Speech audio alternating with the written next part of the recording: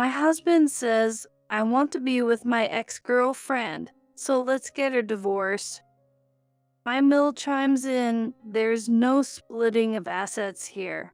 Just pack up and go, as if she's always enjoyed pushing me around. Meanwhile, my Phil is head over heels for his nighttime lady friend. I don't want to live with any of you. Fine, I'll leave as you wish. But before that, I'll show you something you won't forget. My name is Grace. I was named Grace, wishing for a life filled with happiness, but ironically, much of my life hasn't been that blessed. I'm 50 now. However, these days are genuinely happy, so I can look back and laugh at my past. This story dates back to when I was 35. At that time, my husband Joe and I were approaching our 10th wedding anniversary. We hadn't been blessed with kids, and being constantly asked any kids yet, or kids are such a joy, had started to wear on me. Conversations with Joe had dwindled, or rather, he had been promoted a few years back and became so busy with work and business trips, we hardly saw each other anymore. No wonder we didn't have kids. But hey, this is one form of marriage, and it's stress-free, right? Kids or no kids, it doesn't really matter. That's what I thought, until one day, our family grew in an entirely unexpected way. It wasn't a heavenly bundle of joy that arrived, but rather it was my in-laws who were as pleasant as demons from hell. Apparently, they had been nagging Joe since our marriage, saying they wanted to live with us. Joe weighed the hassle of living together versus the hassle of saying no, and he decided the former was less troublesome. Not exactly what I'd call logical. By the way, I never agreed to this living arrangement.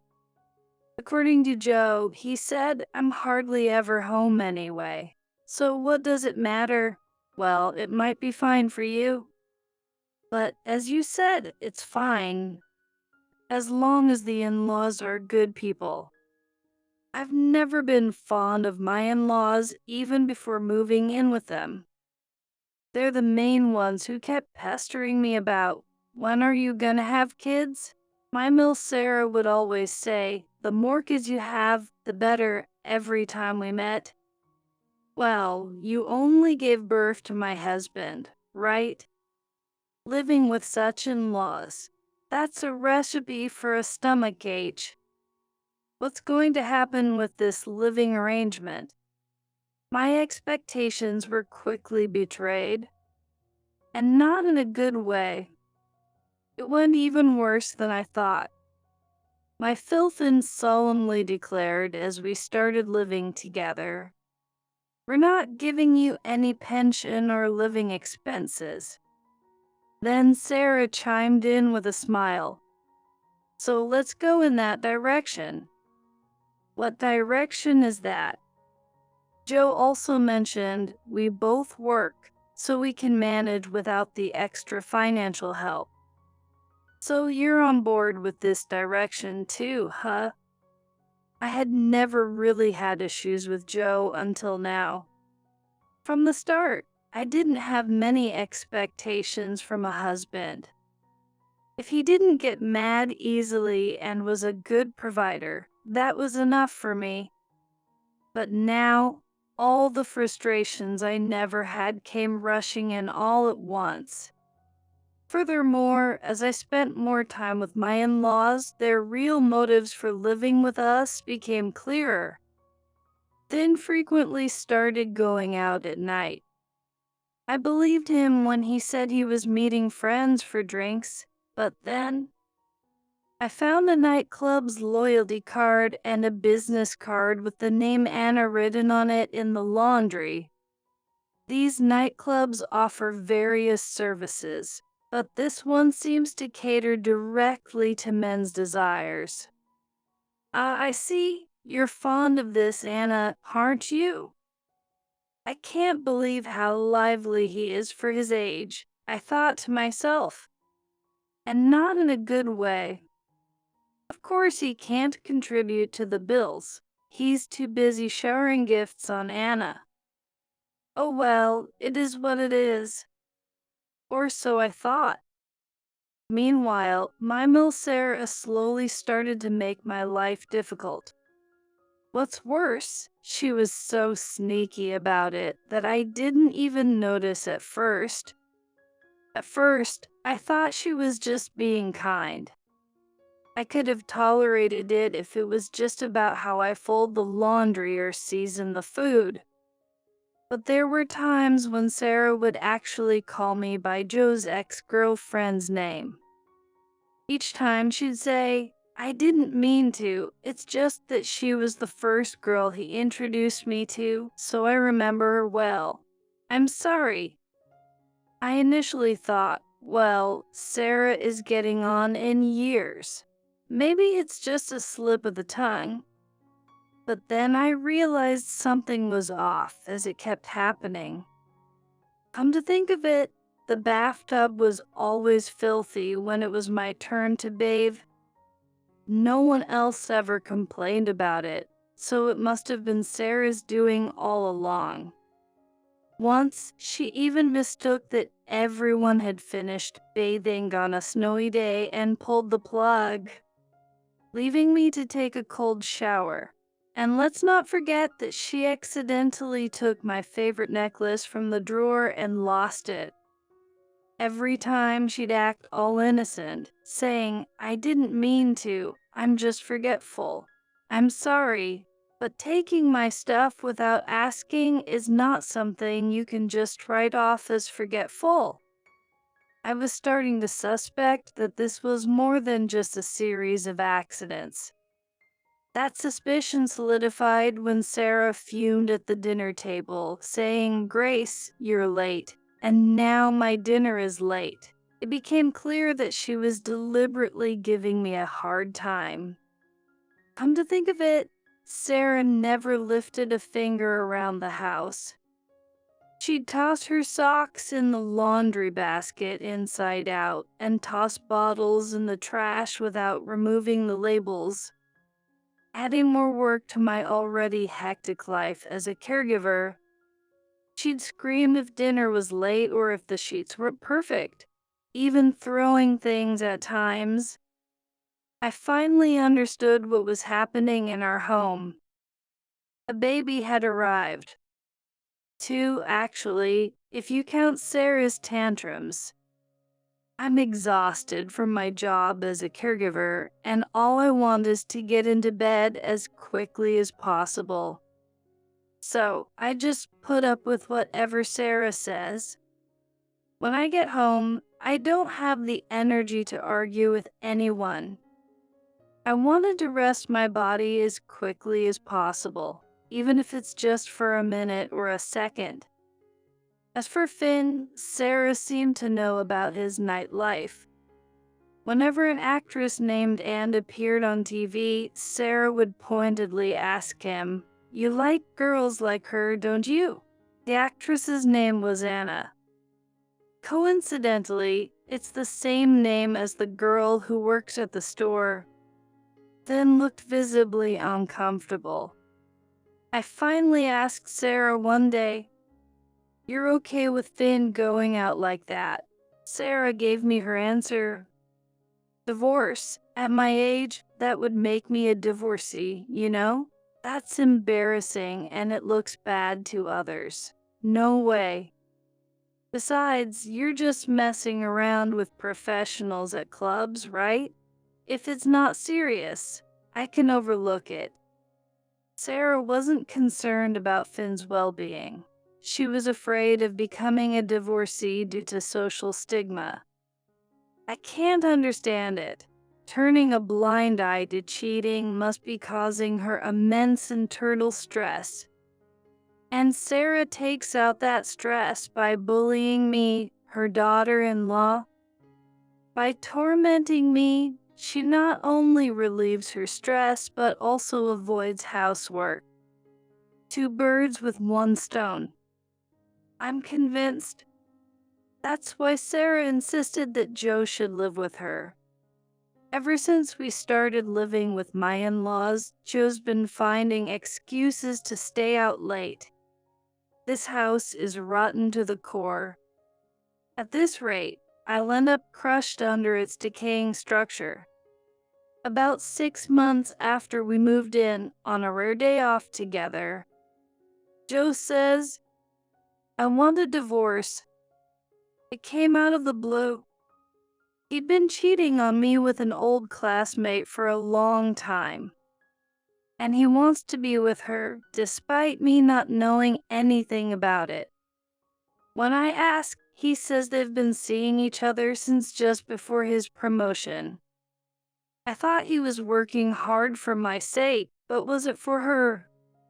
Am I to blame for not paying enough attention to his actions, citing tiredness as my excuse? I thought cheating was just something you saw on TV or that only Finn would do. Or maybe if Finn cheats, it's only natural his son would too. You can take your stuff and leave. Once I'm ready, she and I will live here. To this, Sarah asks, what about us? She's okay with us living here. Well, isn't she a sweetheart? Grace, don't you even think about asking for any assets. This house and everything in it will continue to be used by us. Oh, she's really something. Especially if she's better looking than Grace. Sarah shoots Finn a glaring look as if to say, there you go again. But Joe and Finn just burst into laughter. These people are hopeless. I respond, fine, let's go ahead with the divorce. But there's a family memorial service coming up in the countryside, right? Can we wait until that day? What's the deal? You planning on enjoying the feast afterward? Pretty low, isn't it? There's no way I'm bringing a soon-to-be divorced woman. Just get out already. Who's the shallow one here? Who's even thinking about the food? Despite both being cheated on, Sarah and I can't get along to save our lives.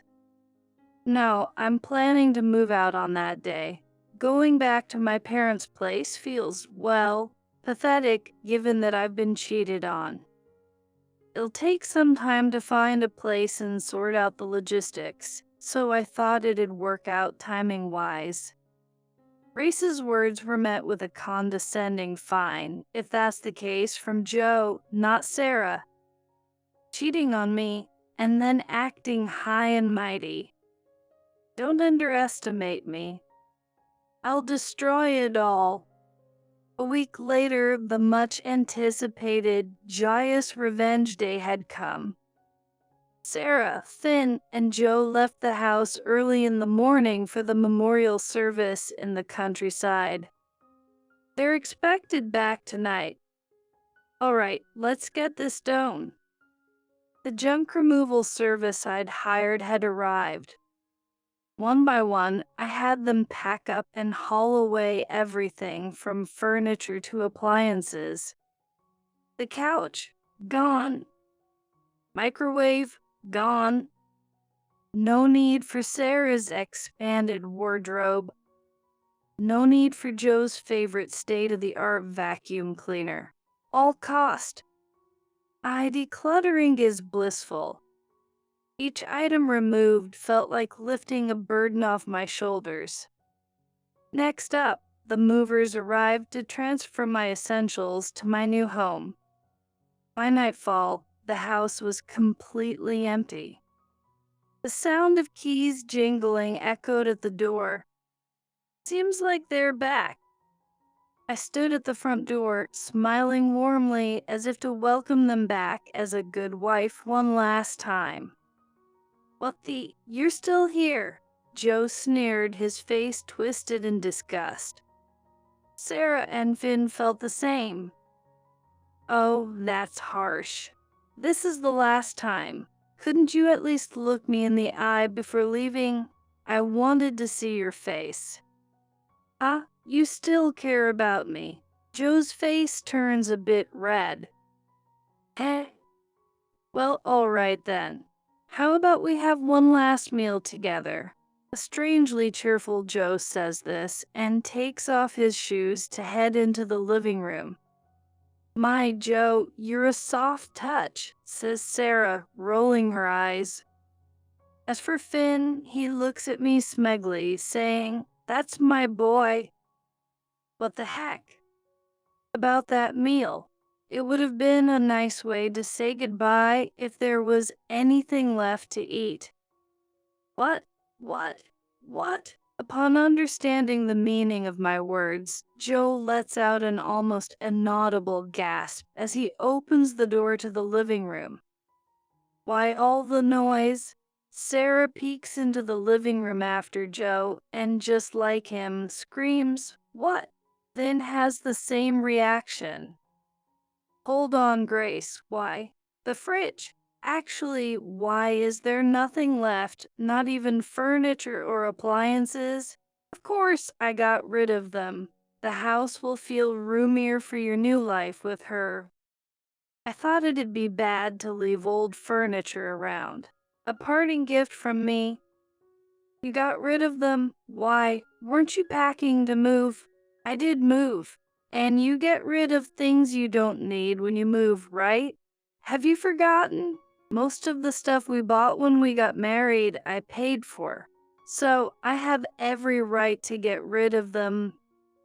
At my words, Joe's mouth flaps open and closed, and he points at me, speechless. I'll consider this the property settlement. Not much to split anyway. Grinning, I turn to Sarah, who's fuming. What have you done? I could say the same about your idiotic son. To cheat while you're still married and then tell me to move out. Because you're remarrying. Maybe it's your fault for raising him like this. You dare talk to your mill like that. I've pulled a real dud here. Do you still consider me your daughter-in-law? To me, you're just some old lady. Seeing my smirking face, Sarah mutters, "How charmless," trembling with anger. My little secret is that I find this anger rather amusing. You haven't forgotten, have you? You can't say no if I tell you to divide up this property, right? What happens if you lose the house? Where will the elderly strangers live? You sold your childhood home, right? Yes, my in-laws had sold their home before moving in with us, thinking they would never go back. This house is absolutely essential. Maybe they took my husband's side over his mistress because of the convenience of a home with a housekeeper. Caught off guard by my words, Finn cuts in, well, let's handle this calmly, shall we? I agree. As you said, Dad, let's settle this amicably. Exactly, Grace gets it. Of course. By the way, didn't you say your phone was broken today, Dad? Oh yeah. I realized after I left home that it wouldn't turn on. I guess I'll have to visit the store if charging it doesn't work. There's no need for that. Your phone is right here. I took Finn's phone out of my pocket. What? Two identical phones? What's going on? Finn was confused. Right before you left today, I swapped your phone. This one is real. The one you had is a second-hand phone I bought and removed the battery from. That's why it won't turn on. What? You're not tech-savvy, Dad, so I knew you'd just think it was broken or out of battery. It seems I was right. Why would you do that? Finn asked, puzzled. Why do you think? I have no idea. By the way, I noticed you've been getting daily texts from your beloved Anna. She said she had a great time the other day. You two must be getting along really well. Huh? Then let out an inaudible gasp, and my mother-in-law Sarah glared at him. So you've been hanging out with Anna, Dad? Woo! Even more lovey-dovey than with Mom? But you really should put a lock on your phone if you're going to cheat. You'll get caught easily. Stop it, Grace. This. But cheating is wrong. My husband cheated on me, and I know how much it hurts. I sympathize with you, Sarah. So I texted Anna, I'm tired of this. Let's break up. She was furious. I was only putting up with this old man for his money. So, problem solved. Oh, and this is Anna, Sarah, your enemy. Take a good look. I showed everyone a picture of Anna and Finn while returning his phone. Then, my husband Joe looked furious. Wait, why is my girlfriend? What? Everyone except Joe raised their voices in astonishment. What the heck is going on? Joe, what's your relationship with Anna? No, that's my line, Dad. Why are you taking photos with Anna? Because I'm her boyfriend, obviously. Well, Anna is my girlfriend. I thought your girlfriend was a classmate. We met at a cafe and started hanging out outside of it. In a twist I didn't see coming, it turns out that father and son were dating the same woman. Without paying attention to a stunned Sarah and me, the men engaged in a pointless argument over who's more suitable for Anna, which eventually escalated into a brawl where they pulled each other's hair. The fight ended when my husband managed to pull out a significant amount of Finn's precious, thinning hair. With a glance at my father-in-law's devastated face, I declared loudly, well, I'll be heading to our new home now. Thank you for everything so far. I'll be sending you the bill for the affair due. Bye. Although I had conceded to dividing the assets, I hadn't said anything about the compensation for the affair. Sarah, now realizing that Finn had seriously cheated on her, swung her purse in rage, hitting Finn repeatedly. Joe, who was so shocked he couldn't sort out what was happening, hung his head like a man burnt out. With a smirk that wouldn't quit, I got on my scooter and left the scene. In my head, I was Tom Cruise from Top Gun, even if the resemblance wasn't there. It's been a while since I've felt so liberated riding down the night road. It's awesome. Later, when I filed for divorce, including compensation for the affair, Joe said, "Can we wait on the divorce?" Apparently, Sarah and Finn were also considering divorce, and he wanted to hold on to as much money as possible. He gave me various excuses like we'll be homeless or we need money now, but I didn't care. I went ahead with the divorce and took all the money I could get from my husband and his mistress. When I claimed the compensation, I felt a bit like a bandit, but I did nothing wrong. I just did what was necessary. Well, maybe snooping on someone's phone was a bit bad. Eventually, Sarah and Finn also divorced around the same time as us. Turns out, Finn was cheating on Sarah with Anna for over 5 years. Sarah couldn't forgive him, especially because they had a relationship outside of just frequenting Anna's workplace. I really don't get how you can be okay with the affair if it's business related, but not if it's personal. But hey, to each their own, right? Anyway, they're not a couple anymore. Both Finn and Joe ended up getting sued for alimony. Like father, like son, I guess. The family is pretty much scattered to the wind now. Sarah, bitter from being cheated on, has started to loathe men, which includes Joe who cheated on me. After Sarah's divorce, she and Joe barely talk and are growing apart. Then, jobless now, tried asking Joe for help but got turned down because Joe himself is struggling financially. Joe is juggling multiple jobs, and Sarah, who has never worked a day in her life, is now starting out with part-time jobs. As for Finn, he's become something of a vagrant, hopping from one odd job to another. Joe was dead set on marrying Anna, but it turns out she wasn't into him like that. Apparently, Anna saw both men as nothing more than cash cows, and she even had other men she was seeing. Joe believed he'd found his soulmate in Anna just because they were classmates once, but in reality, it was a foolish idea. In the end, both were dumped by Anna, who thought they were more trouble than they're worth, even as cash cows. I'm pretty content seeing the family implode like this. I went for a scorched earth approach, and it worked perfectly.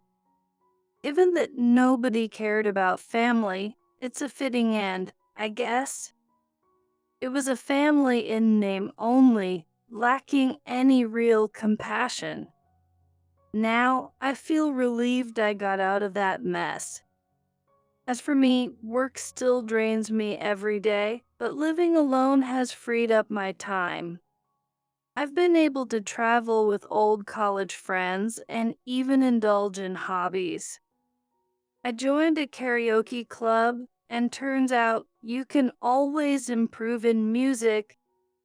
I even win cash prizes at club competitions. Thanks to this, my wallet is on fire. Yeah. At my workplace, thanks to some encouragement from my colleagues, I hosted a karaoke night, and it was a hit. I got tons of compliments saying, "You're great." Never thought I'd be able to make the residents so happy with my personal hobby. It really made my day. By the way, my go-to songs are The Bride of Seto and the one I fell in love with. Old songs really have great lyrics. Don't get most of the new ones, though. Gotta brush up on them. Life isn't all glitz and glam, but surrounded by friendly colleagues, trustworthy friends, and kind residents who feel like family. I'm finally starting to feel like I fit in. From now on, not only do I aim to receive happiness, but I also want to spread joy to others. I intend to become that kind of person of grace. Alright, time to give today my all. Gonna give my best to celebrate the residents' birthdays too.